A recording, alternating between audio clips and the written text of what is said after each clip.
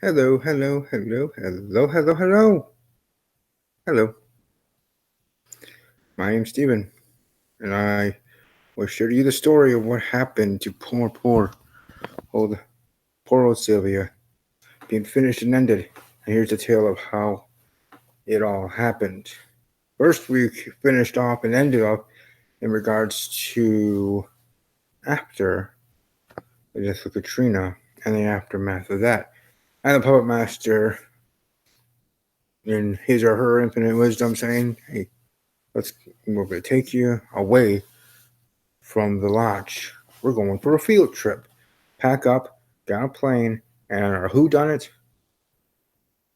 private jet, PJ, private jet.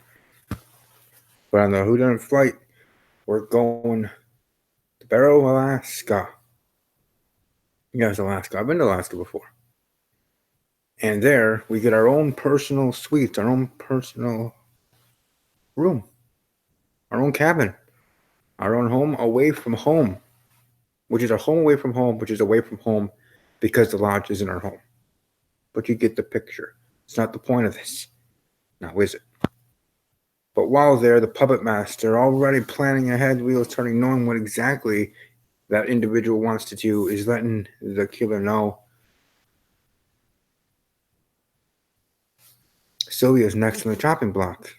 Go do what you need to do. First, what you need to do is get seal meat, cut it up very nice, shine that thing up, but simply just get it and bring it to her cabin.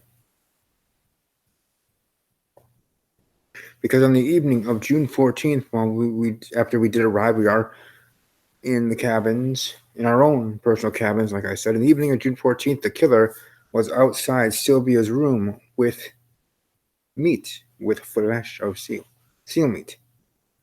We can call this plan Seal Meat 6 or Seal Meat 1, Seal Team 1, whatever you want to call it.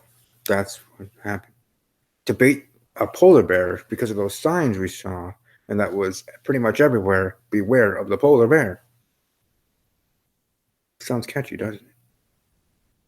But that is to be used for the next night for Billy's plan, because I do believe that you, Billiam J. Hickson Jr., my dear friend, you are the killer. And also to say, Rebecca, I still believe you are the puppet master. And so your team, your plan was of this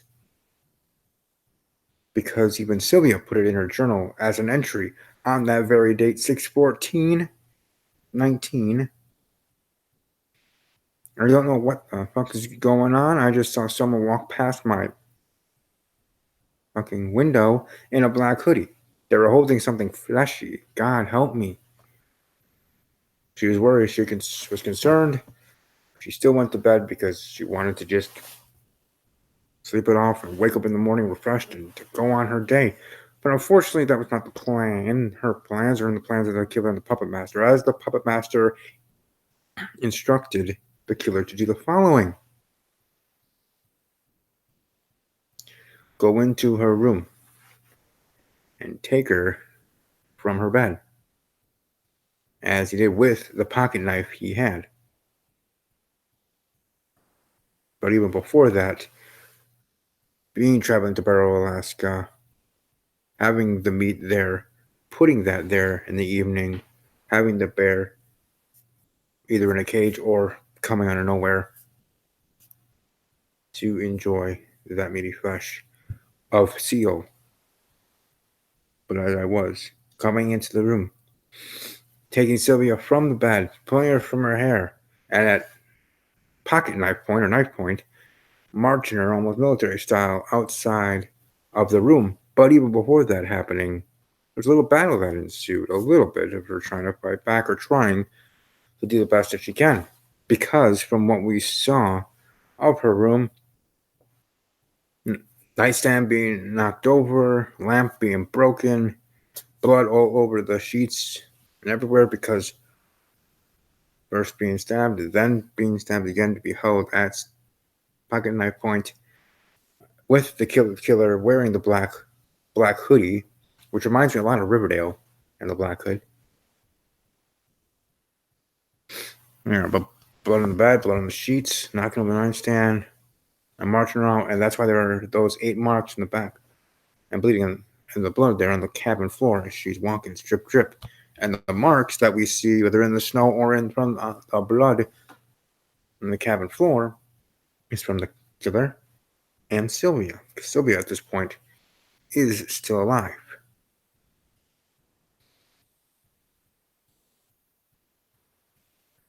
Then, when they're out, and when they're both outside of the cabin, the killer plunges with an icicle that he finds on the side of the cabin, the back side of the cabin, took the icicle out, stabbed it right in her leg, which left that big circular mark on her leg.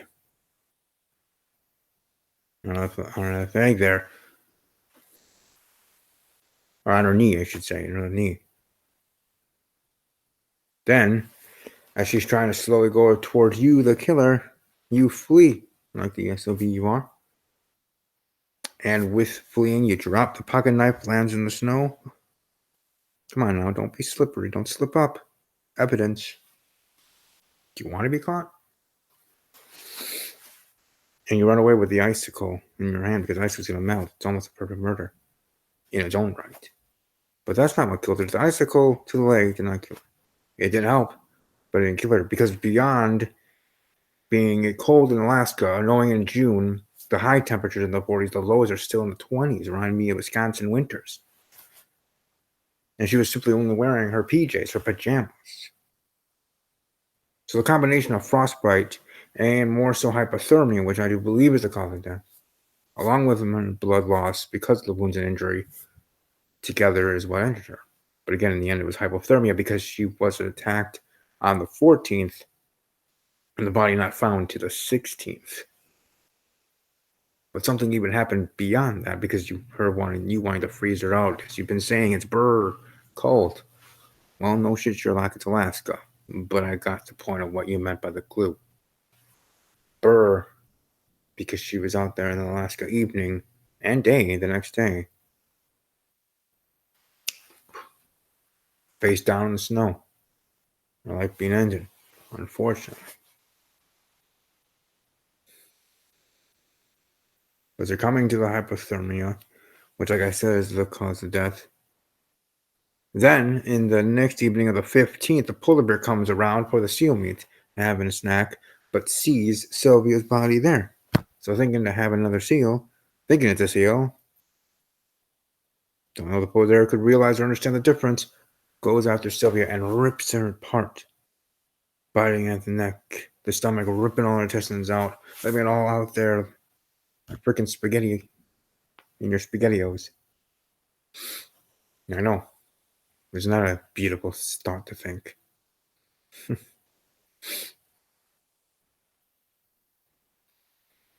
Then the bear as just destroying her, going into her, an already dead Sylvia.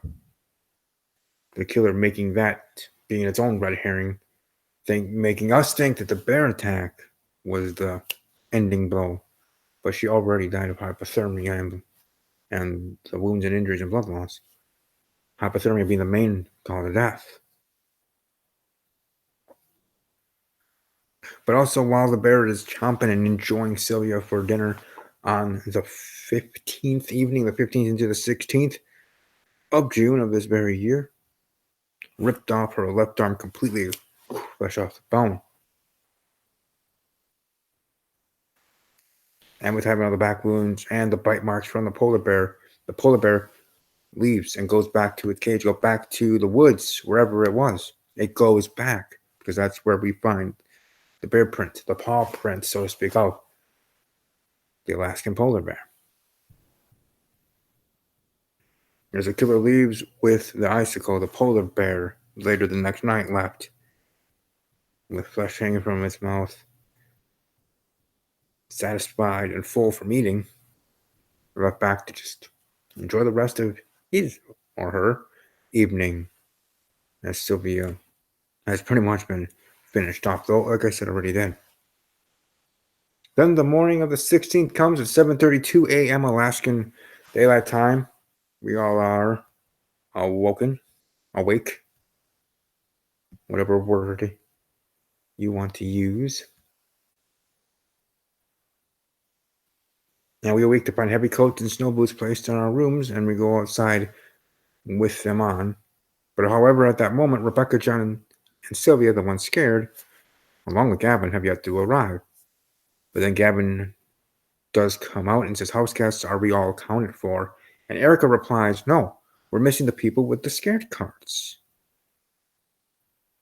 And then someone says, "Wait, what do you mean?" John exits his cabin, sporting boots and coat, asking where's Rebecca and Sylvia.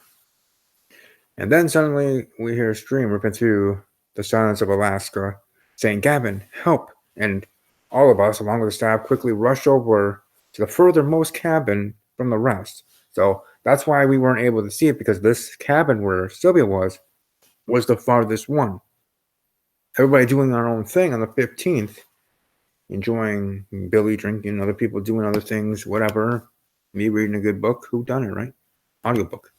But doing my own thing, we weren't able to really hear things because things already happened. And even if we heard a bear in the evening of the 15th, we didn't truly think it was killing a person, but killing an animal, which would frighten us in its own way. But still, back to the story. Everyone rounds the corner of said cabin, which is Sylvia's. It's Sylvia, Rebecca cries out, pointing at a bloody corpse that is in the snow. Then Gavin slowly approaches the corpse and examines it, and surely enough, it is the stone cold corpse of Sylvia. Killer Puppet Master, very interesting and intriguing way of how you went about things in this case. But I have my eye on both of you, Killer Billy, Puppet Master Rebecca, and I'm coming for both of your candy asses if you smell not what The Rock is cooking, but what Stevie K is cooking. And that's the bottom line, because Stone Cold Stevie K here said so.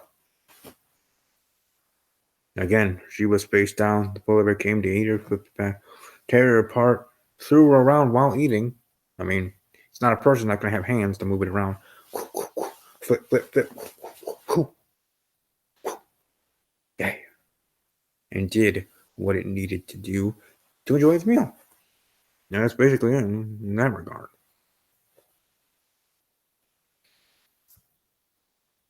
I'm coming for you.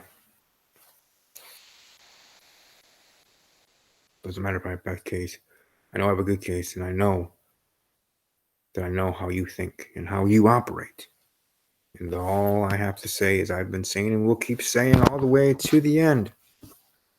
It's for both of you, Killer and Puppet Master.